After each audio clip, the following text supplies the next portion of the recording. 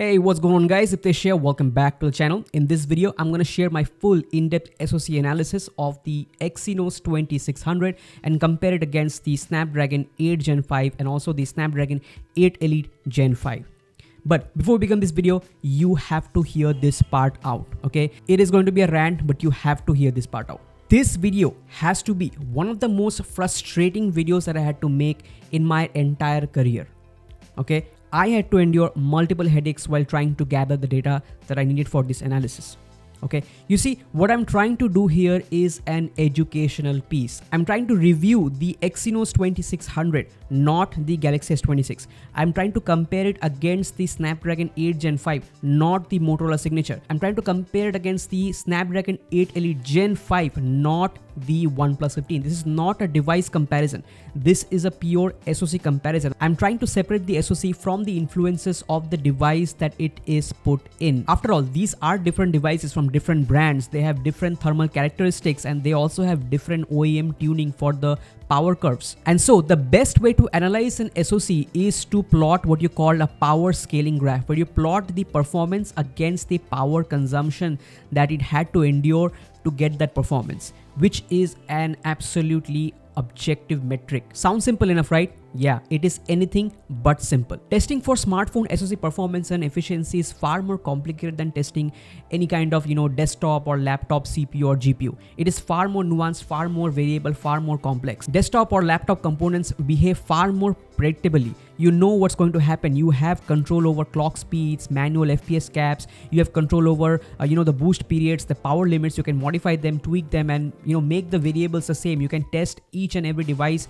with the same set of conditions. But on a smartphone, this is very hard to do. You don't get access to any kinds of, manual clock control. You don't have control over power limits. Okay. You don't have control over, you can't manually cap the FPS in whatever benchmark you're running. It is very hard without having access, without having root access. This is actually incredibly hard to, gather data for this kind of video.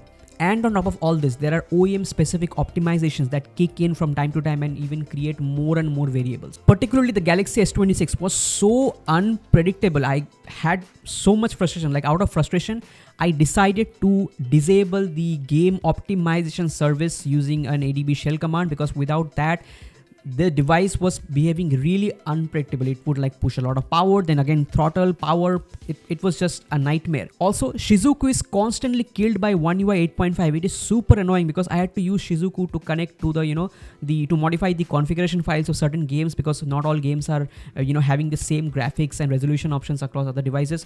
So I had to endure a lot of frustration with the S26 because it would constantly kill the Shizuku app. So yeah, another thing is the S26 thermal system is absolutely pathetic. Even moderate power levels, the device gets warmed up and gains temperature really quickly. It has a really pathetic thermal solution. You cannot even compare this against phones like Xiaomi 15 and OnePlus 13s. There's no comparison. This thing has a really pathetic thermal solution in my opinion. So I had to constantly cool down the phone before every test, before every retry. I had to aggressively cool this phone down because again, it would gain temperatures really quickly and I didn't want to, introduce all the variables with thermal throttling and all that. Even my OnePlus 15, which is such a consistent device when it comes to performance, suddenly started acting weird. It would just perform really well at one point when the temperatures are hot. It would still perform well, but then in the next moment when the temperatures are really cool, it would just not perform. It would just, without any rhyme or reason, it would just cap the clock speeds and just perform at a much lower performance level. So what was going on? Then I realized that the OnePlus 15 was having trouble with the scene application, which I used to calculate and gather the power numbers and FPS numbers and clock speeds and all that. And that particular application was creating problem with the OnePlus 15. So the ADB mode would always get reloaded. It would constantly get reloaded, and that reloading in the background would interfere with the clock speeds and just kind of cause variables and weird behavior. So I had to actually look for alternative application to collect the power data. And also, weirdly, when I would run games on the OnePlus 15, this issue would not be affected. The issue that was with scene, that issue would not create problems when I would be running games. So again, what kind of weird optimizations is running in the background? Really complicated stuff. Honestly speaking, the Motorola Signature surprisingly was the most consistent, most predictable behavior among the three. I had almost no trouble trying to benchmark this and gather all the performance metrics and stuff. This phone, you would start a benchmark or any kind of high performance like heavy CPU, all-core CPU or heavy GPU load. It would have a quick short around 3 minutes of boost period, like where it would boost all the way up to like 15 watts or so, and then it would crash down to 5 watts and stay there. It is really consistent. You know what you're going to get with the Moto Signature, and it's perfectly fine given that it is a really slim phone. So hats off to Motorola. Like, I didn't expect the Motorola Signature to be so well behaved. Like, I know it's not the best performance. Obviously, the OnePlus 15 will destroy the Moto Signature in long runs. But in terms of testing, like in terms of making this video, having predictable numbers, predictable, reruns, calculating and gathering the data, the Motorola Signature was the most well behaved. So great job, Motorola, in this aspect at least. Anyways, rant aside, these are my testing methodologies. All 3 devices were well cooled before each test to prevent the variables introduced with thermal throttling. The tests themselves are short, mostly within 5 minutes, once again to prevent thermal throttling. Each smartphone throttles differently, so I wanted to prevent that. I have still tried to test for performance at lower power bands as well when possible, but this was really hard due to lack of controls. Efficiency has also been tested by collecting power draw numbers and testing some games at different frame rate caps wherever available. Finally, very important factor, game optimization service on the Galaxy S26 has been disabled, since with the game optimization service active, the S26 was behaving really unpredictably and creating a lot of variables. Here are the specifications of the 3 SoCs. Pause the video and have a look. Okay, let's start with CPU performance, starting with everyone's basic benchmark Geekbench 6. So in terms of performance, the best single core score I got out of the Exynos 2600 puts it 12.6% ahead of the 8 Gen 5. Given that both featured the same boost clock of 3.8 GHz, makes me believe that the Exynos 2600 does have better IPC performance. On the other hand, the 8 Elite Gen 5 is 10% faster for single core. When it comes to multi-core performance, the Exynos 2600 is 14% faster than the 8 Gen 5 and basically on par with the 8 Elite Gen 5. Note that the Exynos 2600 has 2 extra cores compared to the other SoCs. Anyways, what about efficiency? That's what I'm more interested in. How much power did each SoC consume to hit these benchmark numbers? Take a look at this Geekbench run. I tried to capture the power consumption throughout the run. Note that OxygenOS does not report power metrics nearly at the same frequency as Hello UI or One UI. But take a look at the peaks when CPU is at 100% core load. The Exynos 2600 can shoot up all the way up to 30 watts. Yes, in this clip, it's hitting 26 watts, whereas the 8 Gen 5 and 8 Elite Gen 5 is maxed out at 20 watts. Here you can see for the best multi-core score that I got, the Exynos 2600 hit a whopping 30 watts, over 30 watts. This means that at least for all-core heavy load, the Snapdragon 8 Elite Gen 5 is significantly more efficient since it basically hits the same score while drawing 33% less power. So then I wanted to test this theory further with the decompression test. So this is a 20GB zip file that I will unzip using Z-Archiver, and notice what happens with the Exynos 2600. The moment the unzipping starts, the Exynos 2600 sprints fast with an initial boost of 10 to 12 watts, whereas the OnePlus and the Motorola are not pushing full power here, with the OnePlus pushing only around 4.5 watts max and the Motorola is at 4 watts max. So I'm sorry I couldn't get them to go full blast here, just beyond my control, guys. But notice what happens once the Exynos boost period expires, right about this point. By this time, the Exynos 2600 has built a 20% lead over the 8 Elite Gen 5. But notice from now on, with a very similar power draw, the 8 Elite Gen 5 will start to eat up the lead built by the Exynos 2600. The 8 Elite Gen 5 reduces the gap to 10%, meaning it performed close to twice as fast with the same power. I have a feeling that the Exynos 2600 for all core efficiency for mid power band is not that great. Maybe it's because of the 10 cores, which requires a bit more power to juice up.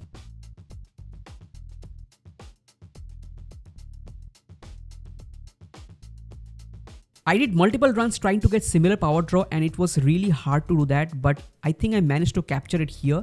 And you can see roughly with the same power draw, the 8 Gen 5 and 8 Elite Gen 5 are able to complete the decompression at the same time and significantly faster than the Exynos 2600. I think the Exynos 2600 is power starved because it has 10 cores and it requires just a bit more power to perform optimally.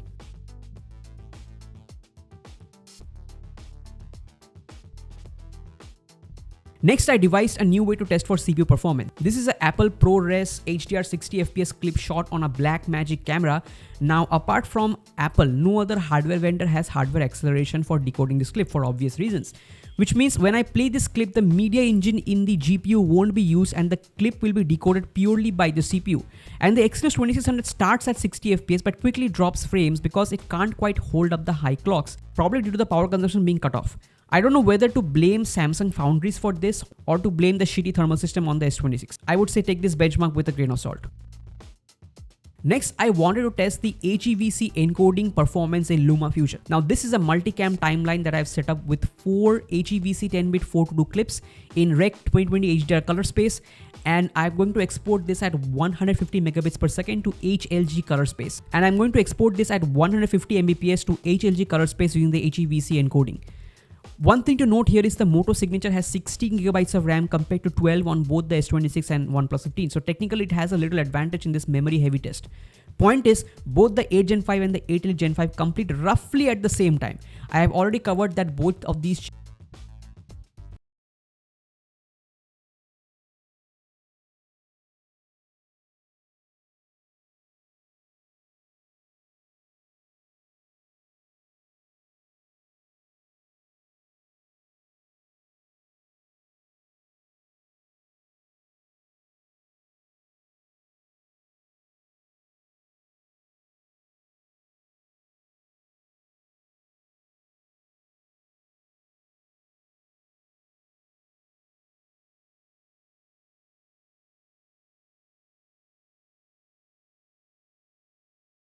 So after testing for the CPU performance and efficiency aspect of the Exynos 2600 based on all the data that I could collect as accurately as possibly I could, I feel that I can conclude that the performance is absolutely satisfactory, but the efficiency is still some ways behind the Snapdragon 8 Elite Gen 5. Okay, moving on to pure GPU performance in 3D Mark Wildlife Extreme, the Exynos 2600 is 29% faster than the 8 Gen 5 for peak performance, and it is just 2.4% slower than the 8 Elite Gen 5, which is well within margin of error. So what about efficiency for peak performance? Well, here the Exynos 2600 and 8 Elite Gen 5 are about on par, and both are around 30% more efficient than the 8 Gen 5. Obviously, the 8 Gen 5 being a much cheaper SoC sacrifices in the GPU department.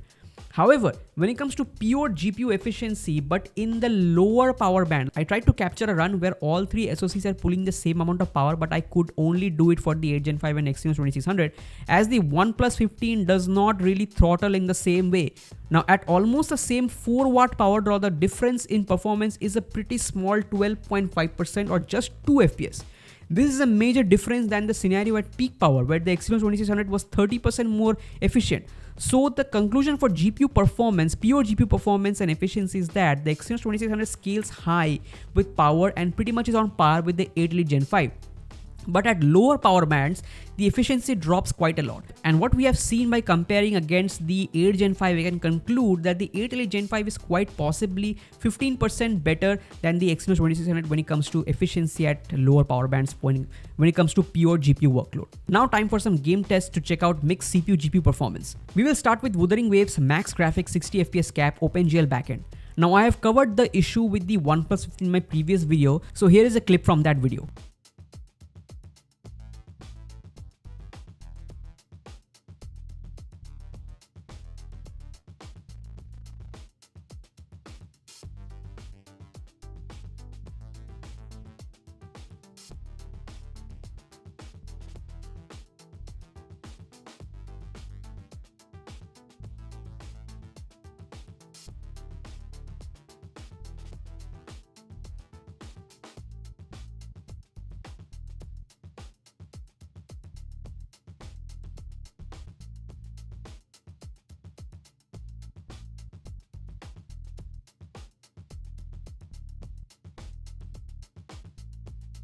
I ran multiple intense battles to stress test the SoC and maybe take the results with a grain of salt. The 8 Gen 5 behaved in a much better way, resulting in better efficiency. This is definitely an odd result, with the Exynos 2600 just falling short by a small margin here. It suffers a bit more on the efficiency side though.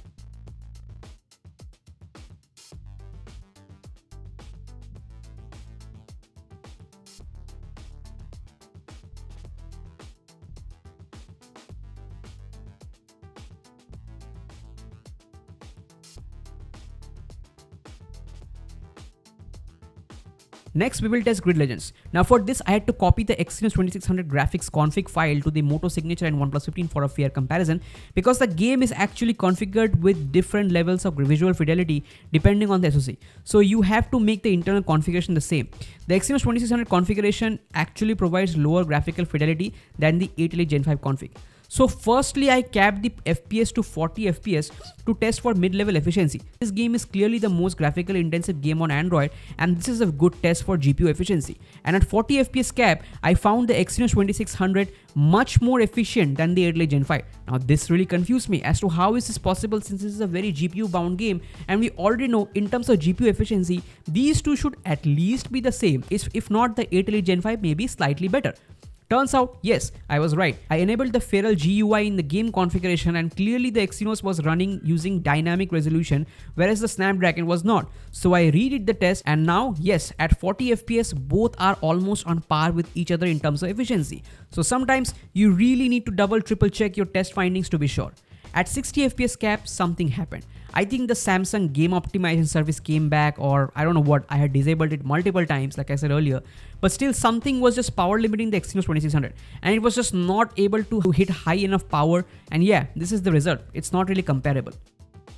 Next up is Hitman Absolution. Now, major point to be noted, the Exynos 2600 runs the game at a significantly lower 1950 by 900 resolution compared to the Moto and OnePlus, which renders the game at a much higher 2375 by 1080 resolution. So for this, I tested the built-in benchmark in this game. So starting at 40 FPS cap to test for efficiency, the 8 Elite Gen 5 is 33% more efficient. Moving on to 60 FPS cap, all three devices are capable of maintaining 60 FPS, but the 8 Elite Gen 5 is easy winner when it comes to efficiency. The Exynos 2600 on the other hand puzzlingly consumes way too much power at this frame rate cap and at much lower resolution. I think this may be due to some optimization issues. I also compared with a 120 FPS cap, and the Exynos 2600 does score 9% higher, but remember, this is at a much lower internal resolution. However, the power draw is crazy high with the Exynos, and it definitely needs some optimization from the game side, I guess. Next up is Tomb Raider graphics preset starting at 40 FPS cap for efficiency. And again, first I got insanely efficient numbers for the Exynos, and then I saw that it was rendering the game at a much lower internal resolution. Once I fixed it and I redid the test, I found the 8 Elite Gen 5 to be 20% more efficient. At 60 FPS cap, again the 8 Elite Gen 5 is 20% more efficient. At 120 FPS power cap, the Exynos 2600 is not very efficient. It performed a bit better than the 8 Gen 5, but it used a lot more power. Next we got Warframe with my Ultra Graphics mod config and 144 FPS cap.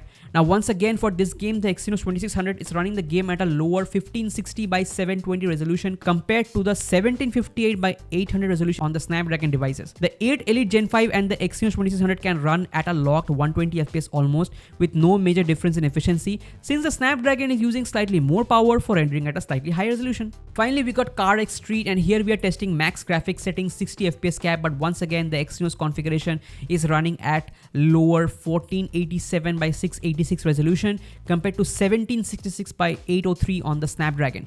All three can do 60 FPS locked without breaking a sweat. 8 Elite Gen 5 and 8 Gen 5 are basically the same when it comes to efficiency, both consuming at around 4.8 watts. The Exynos 2600 rendering at a lower resolution is also pulling lower power, so no winners, no losers.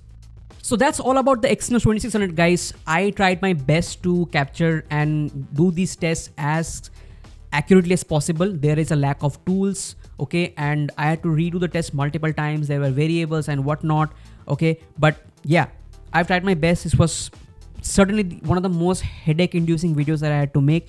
So in conclusion, whatever I could gather from my tests, in conclusion, I would say the Exynos 2600 is definitely the best Exynos since the Exynos 7420 on the Galaxy S6, okay.